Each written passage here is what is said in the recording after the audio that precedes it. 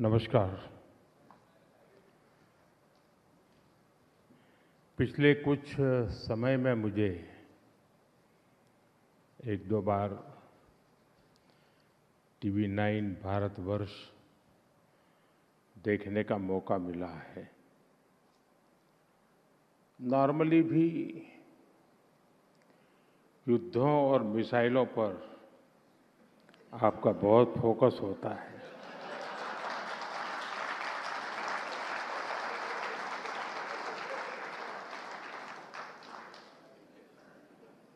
और आजकल तो आपको कंटेंट की ओवरफीडिंग हो रही है।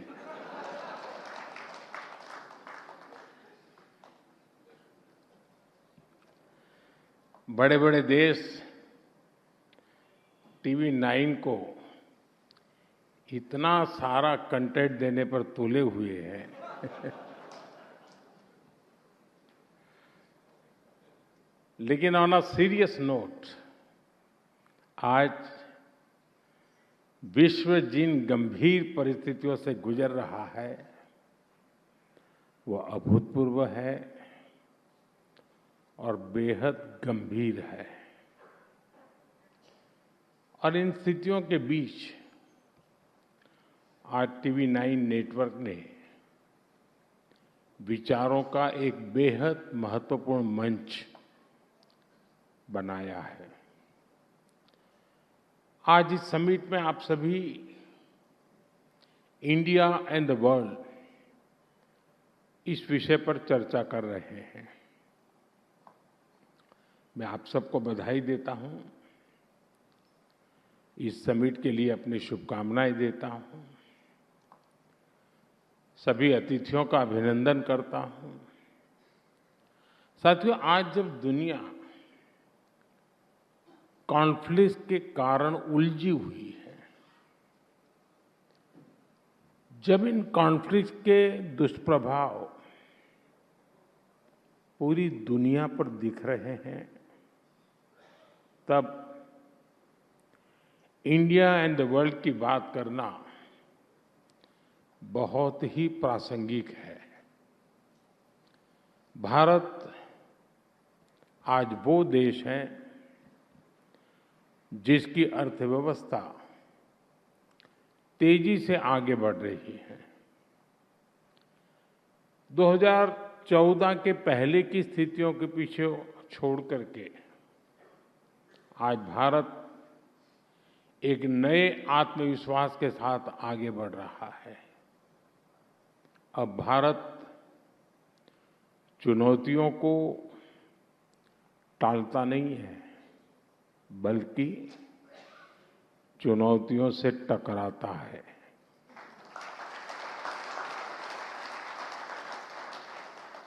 आप बीते 5-6 साल में देखिए, कोरोना की महामारी के बाद चुनौतियां एक के बाद एक बढ़ती ही गई है। ऐसा कोई साल नहीं है जिसने भारतीयों की परीक्षा न ली हो। लेकिन 140 करोड़ देशवासियों के एकजुट प्रयास से भारत हर आपदा का सामना करता हुए आगे बढ़ रहा है।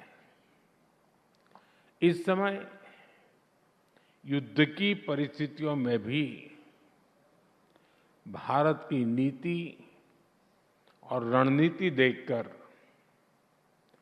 भारत का सामर्थ्य देखकर दुनिया के अनेकों देश हैरान है। हमारे यहाँ कहावत है, सांच को आंच नहीं। 28 फरवरी से दुनिया में जो उथल-पुथल मची है,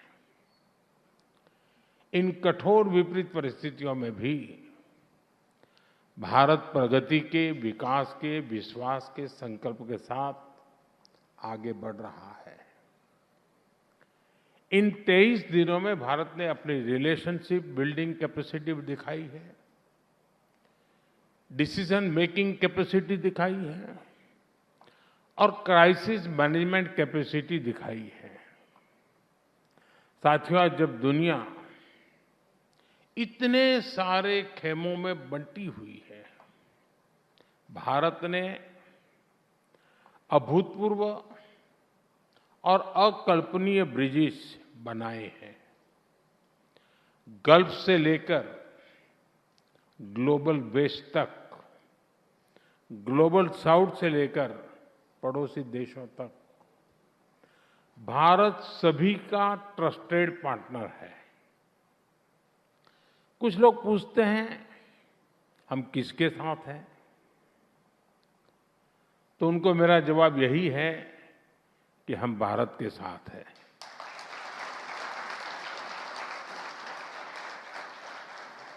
हम भारत के हितों के साथ हैं, शांति के साथ है, संवाद के साथ है।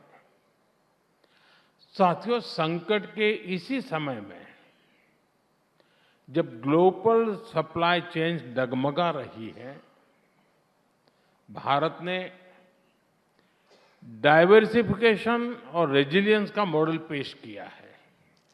एनर्जी हो, फर्टिलाइजर हो या एसेंशियल गुड्स, अपने नागरिकों को कम से कम परेशानी हो,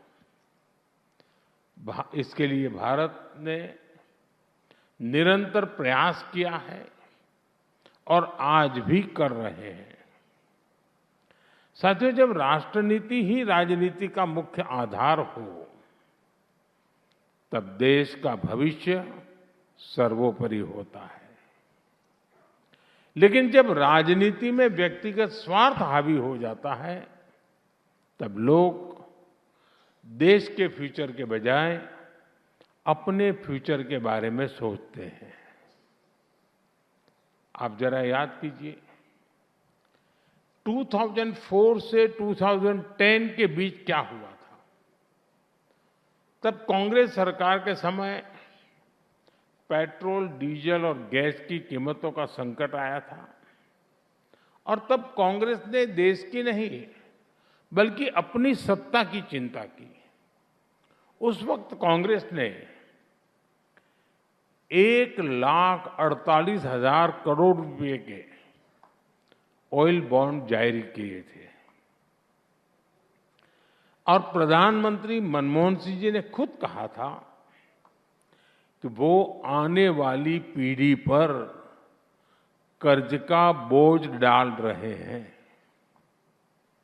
ये जानते हुए भी कि ऑयल बॉन्ड का फैसला गलत है, जो रिमोट कंट्रोल से सरकार चला रहे थे, उन लोगों ने अपनी सत्ता बचाने के लिए ये गलत निर्णय किया, क्योंकि जवाबदेही उस समय नहीं होनी थी। उस बॉन्ड पर रीपेमेंट 2020 के बाद होनी थी। साथियों, बीते 5-6 वर्षों में हमारी सरकार ने कांग्रेस सरकार के उस पाप को धोने का काम किया है और इस धुलाई का खर्चा कम नहीं आया है। ऐसी लॉन्ड्री कभी आपने देखी नहीं होगी।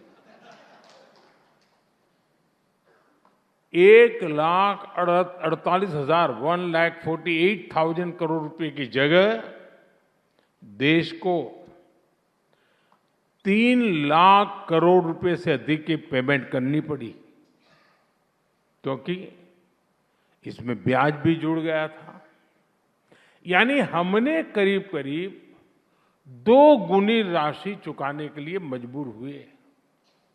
आजकल कांग्रेस के जो नेता बयानों की मिसाइलें दाग रहे हैं, मिसाइल आई तो टीवी 9 को मजा आएगा।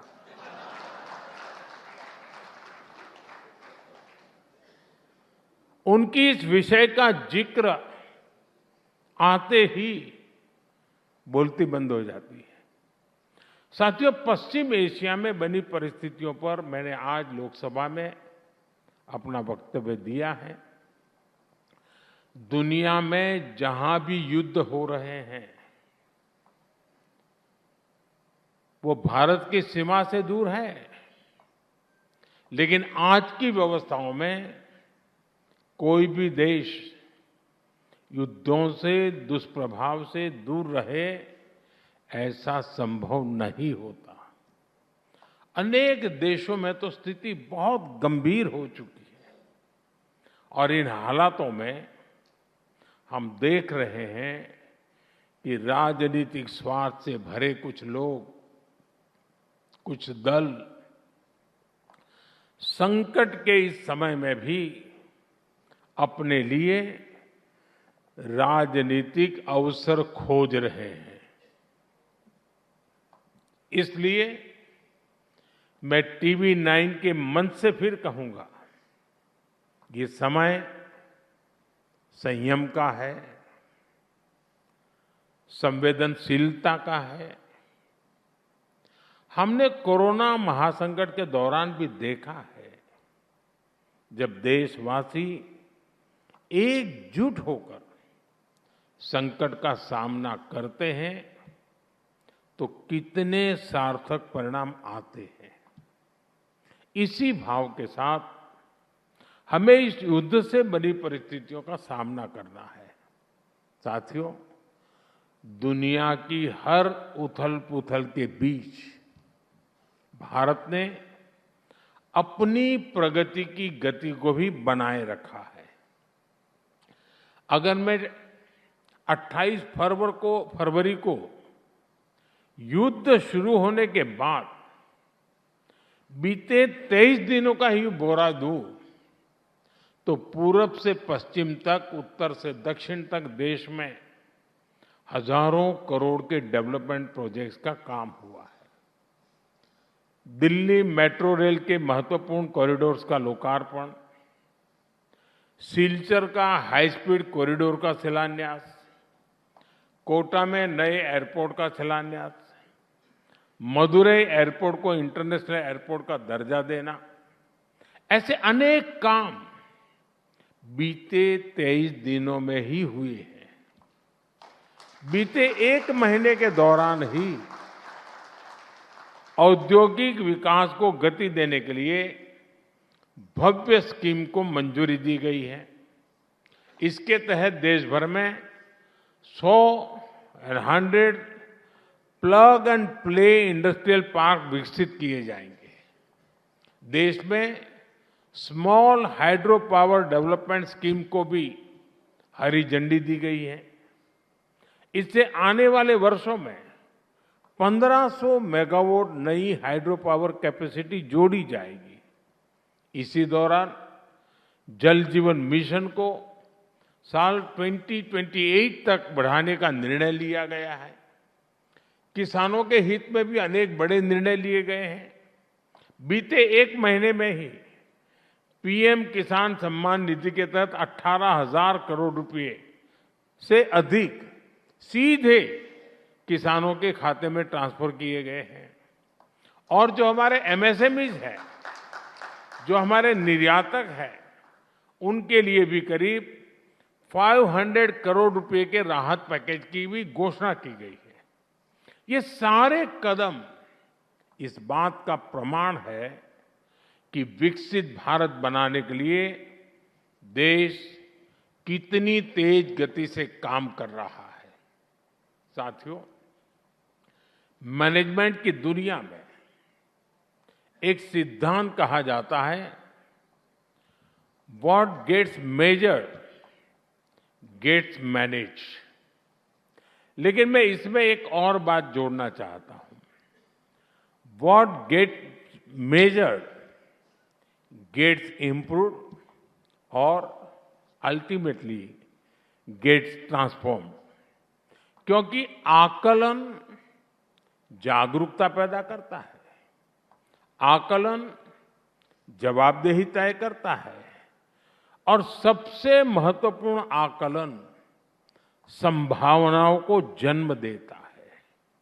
साथियों, अगर आप 2014 से पहले के 10-11 साल और 2014 के बाद के 10-11 साल का आप आकलन करेंगे तो यही पाएंगे कि कैसे इसी सिद्धांत पर चलते हुए भारत ने हर सेक्टर को ट्रांसफॉर्म किया है। जैसे पहले हाईवे बनते थे करीब 11-12 किलोमीटर प्रतिदिन की रफ्तार से, आज भारत करीब 30 किलोमीटर प्रतिदिन की स्पीड से हाईवे बना रहा है।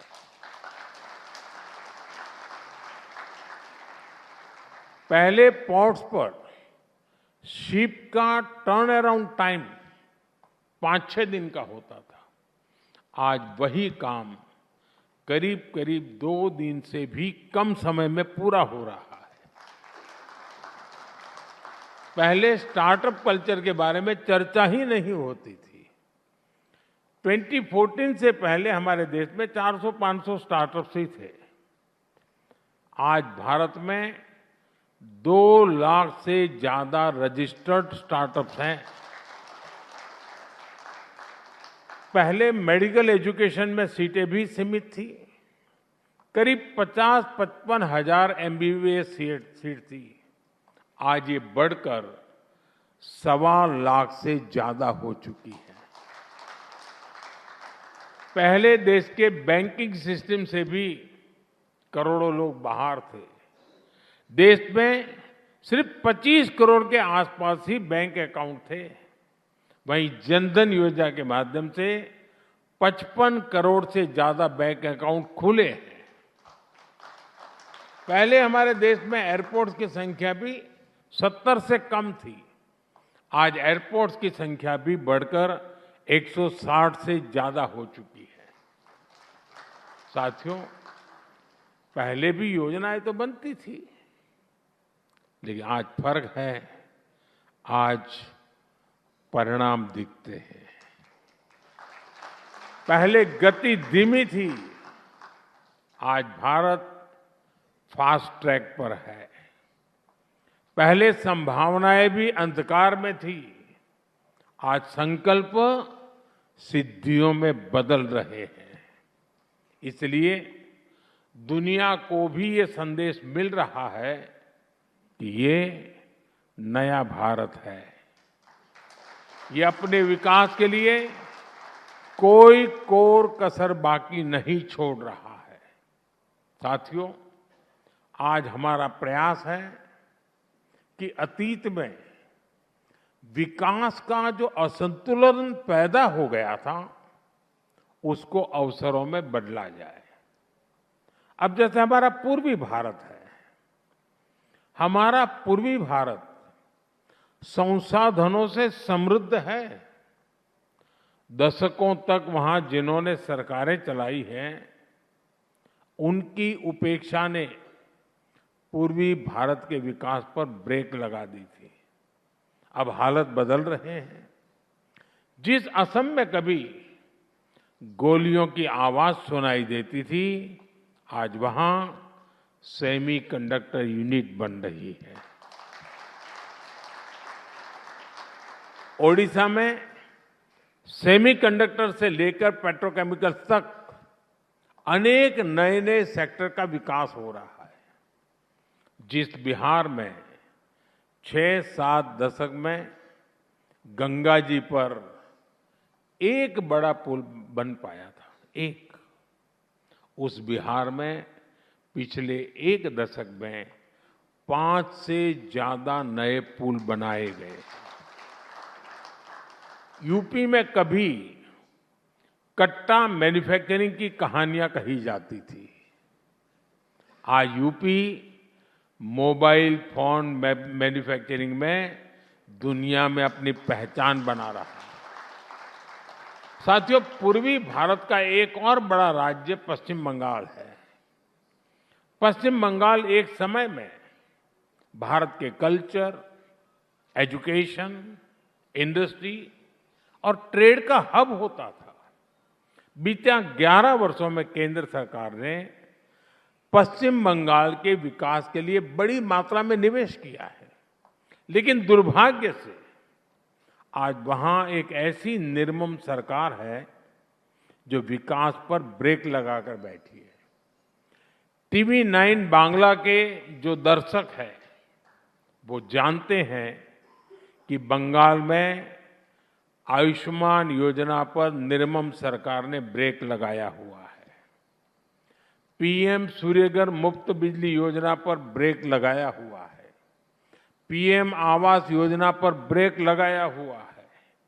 चाय बागान श्रमिकों के लिए शुरू हुई योजना के लिए ब्रेक लगाया हुआ है।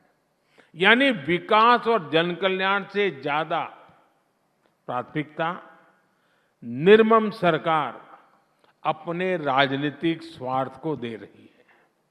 साथियों, देश में इस तरह की राजनीति की शुरुआत जिस दल ने की है वो अपने गुनाहों से बच नहीं सकती और वो पार्टी है कांग्रेस।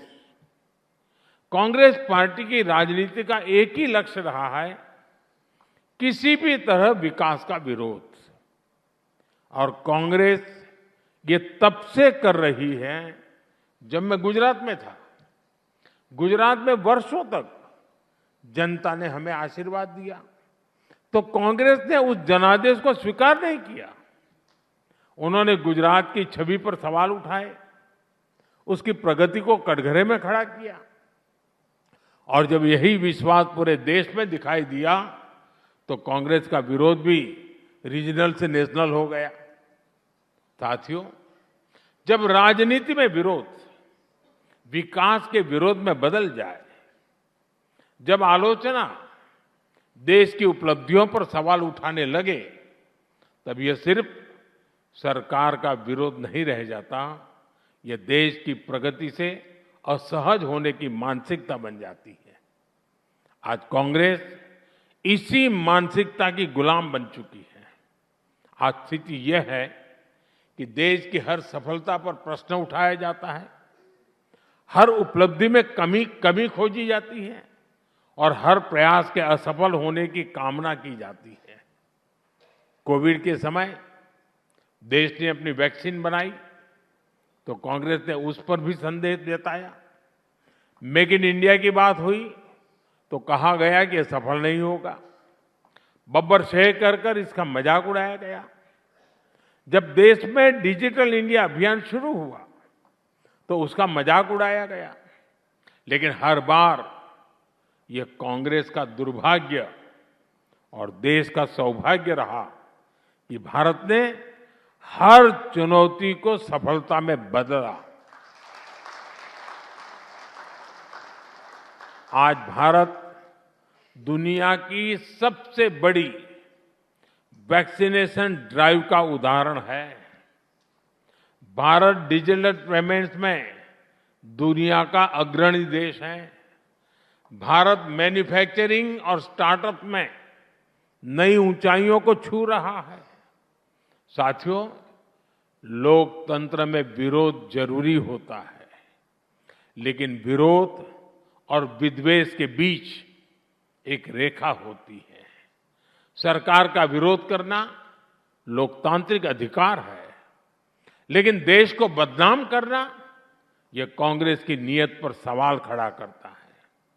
जब विरोध इस स्तर तक पहुंच जाए कि देश की उपलब्धियां भी असहज करने लगे तो यह राजनीति नहीं है, यह दृष्टिकोण की समस्या है। अभी हमने ग्लोबल एआई समिट में भी देखा है, जब पूरी दुनिया भारत में जुटी हुई थी तो कांग्रेस के लोग कपड़े फाड़ने वहां पहुंच गए। इन लोगों को देश की इज्जत की कितनी परवाह है ये इसी से पता चलता है। इसलिए आज आवश्यकता है कि देश हित को दल हित से ऊपर रखा जाए, क्योंकि अंत में राजनीति से ऊपर राष्ट्र होता है, राष्ट्र का विकास होता है। साथियों, आज का ये दिन भी हमें यही प्रेरणा देता है। आज के ही दिन शहीद भगत सिंह, शहीद राजगुरु और शहीद सुखदेव ने देश के लिए सर्वोच्च बलिदान दिया था। आज ही समाजवादी आंदोलन के प्रखर आदर्श डॉक्टर राम मनोहर लोहिया जी की जयंती भी है। ये वो प्रेरणाएं हैं जिन्होंने देश को हमेशा स्व से ऊपर रखा है। देश हित को सबसे ऊपर रखने की यही प्रेरणा भारत को विकसित भारत बनाएगी। यही प्रेरणा भारत को आत्मनिर्भर बनाएगी। मुझे पूरा विश्वास है कि टीवी9 की ये समिट भी भारत के आत्मविश्वास और दुनिया के भरोसे पर, भारतीयों पर जो भरोसा है, उस भरोसे को और सशक्त करेगी। आप सभी को मेरी तरफ से बहुत बहुत शुभकामनाएं हैं और आपके बीच आने का अवसर दिया, आप सबसे मिलने का मौका लिया, इसलिए बहुत बहुत धन्यवाद। नमस्कार।